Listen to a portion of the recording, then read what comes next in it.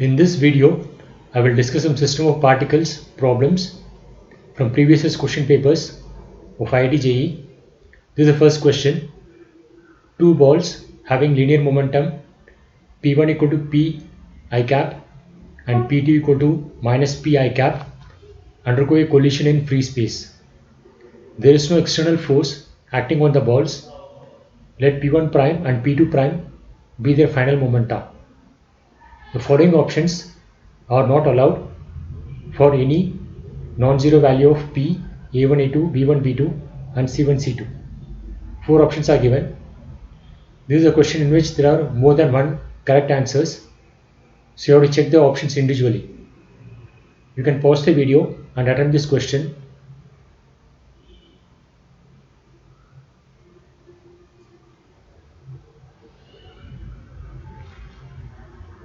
So since there is no external force acting on the system, the momentum will be conserved.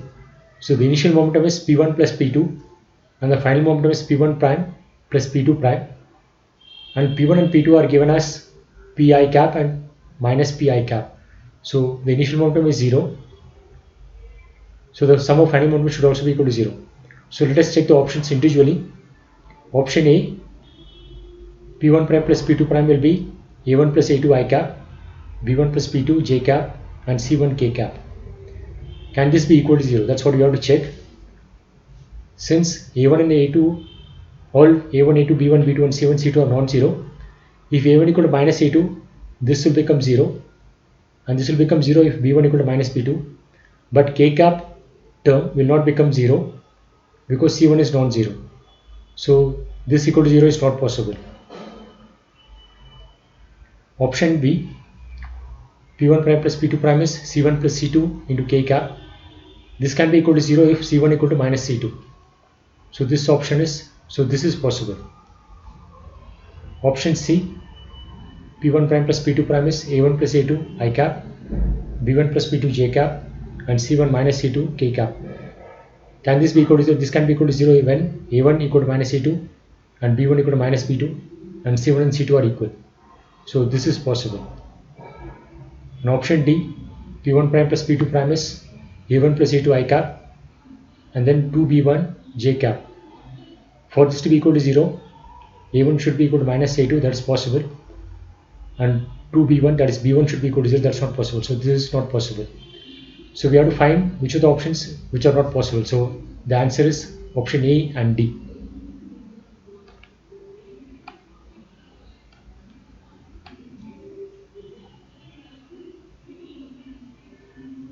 This is the next question. This is based on a paragraph. A small block of mass m moves on a frictionless surface on an inclined plane as shown in figure. The angle of incline suddenly changes from 60 degrees to 30 degrees at point B. The block is initially at rest at A. Assume that the collisions between block and the incline are totally inelastic and G is 10 meter per second square. So based on this paragraph, this is the first question. The speed of block at point B immediately after it strikes the second incline is. You can pause and attempt this question.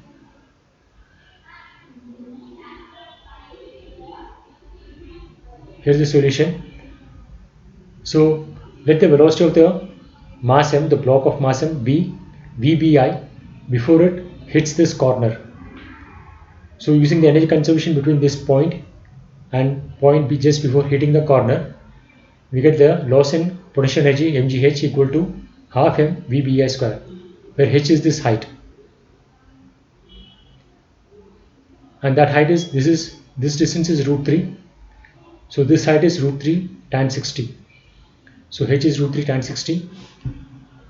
So from this we get Vbi as square root of 60 meter per second.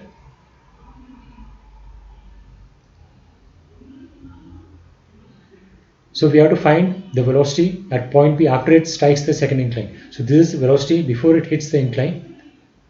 So before it hits the incline, the velocity is Vbi and it will make an angle 60 degrees with the horizontal. So the component of this velocity along this second incline will be Vbi cos 30 and perpendicular to the incline will be VBI sine 30. And along the incline, momentum will be conserved. So the final velocity along the incline is VBF, that is equal to VBI cos 30. And VBI is root 60 into cos 30 is root 3 by 2. So using that we get velocity at point B after it hits the corner is square root of 45 meter per second. So the correct option is option B.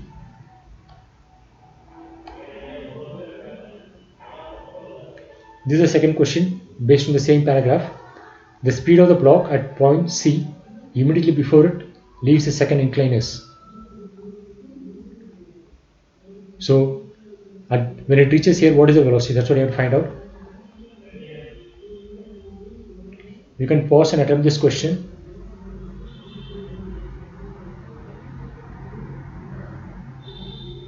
Here is the solution. Again, writing the energy equation between the points B and C, and the point after it hits the point B and point C. So after it hits the point B, the candle is half m VBF square, where VBF is the velocity after it hits the corner, and the loss in potential energy mgh1, where h1 is this height.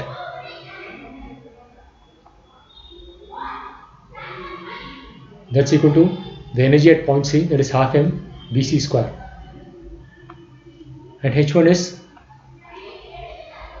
this distance is 3 root 3, so this height is 3 root 3 tan 30.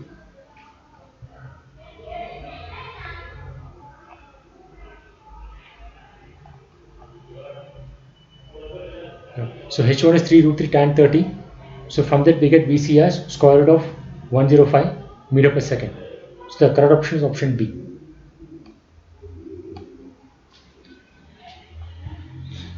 This is the third question based on the same paragraph.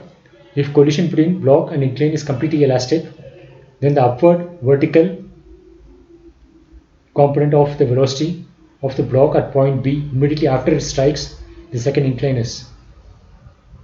You can pause and attempt this question.